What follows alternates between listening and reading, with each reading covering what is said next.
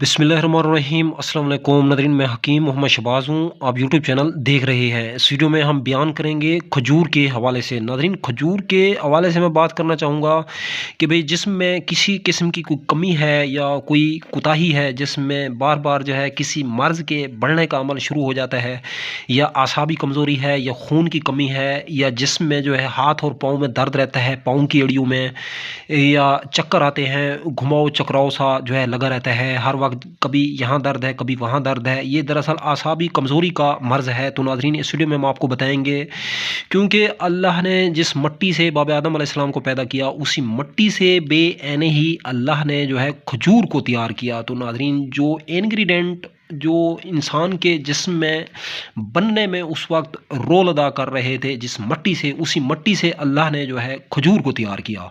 तो फिर ज़ाहिर-सी बात है, जिस्म में आपके कोई मर्ज़ है या जिस्म में कोई कमोपेशी है, तो नाज़रीन जब आप खजूर का इस्तेमाल करेंगे तो इंशाअल्लाह अल्लाह के हुक्म से आपके जिस्म से वो बीमारी जो है आहिस्ता-आहिस्ता ख़त्म होना शुरू हो जाएगी।